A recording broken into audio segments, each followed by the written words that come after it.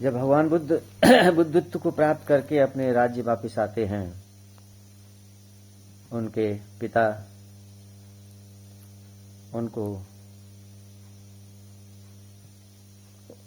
उनके भिक्षु संघ सहित खाने में आमंत्रित करते हैं।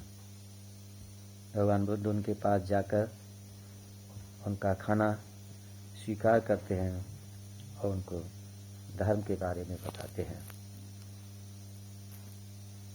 उस दौरान उनके परिवार के माता पिता, पत्नी और पुत्र सभी मिलते हैं। इसके बाद वो दूसरे टाइम के लिए खाने के लिए वो अपने ही राज्य में भिक्षाटन करते हैं।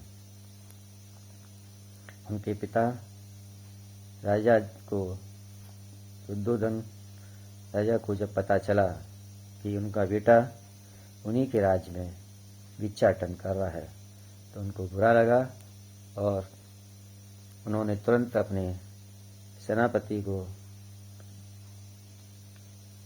बुद्ध के पास भेज दिया कि जाओ उनके बुला के लाओ। जब भगवान बुद्ध के अपने पिता के पास पुनः वापिस आते हैं तो उनके पिता कहते हैं, हे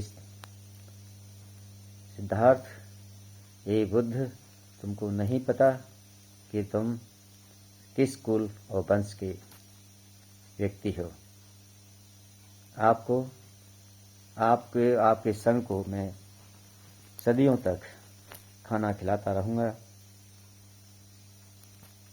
इसके बावजूद भी आप भिक्षाटन का प्रयोग कर रहे हो। उस दौरान भगवान बुद्ध ने अपने पिता को जवाब दिया, हे राजन, मेरा कुल और वंश बुद्ध है और बुद्धों का खाना मांग के खाना है। बस इतना कहते हुए भगवान बुद्ध भिक्षाटन के लिए आगे बढ़ गए। राजा को काफी बुरा लगा होगा, लेकिन इससे साफ जाहिर है कि बुद्ध ने किसी भी वर्ग, किसी समुदाय से अपने को नहीं जोड़ा, नहीं उसको न माना और उसको सिरे से नकार दिया। लेकिन आजकल कुछ नादान लोग उनको किसी विशेष समुदाय से जोड़ रहे हैं। ऐसे जोड़ने वाले लोग बड़े ही नादान हैं। धन्यवाद।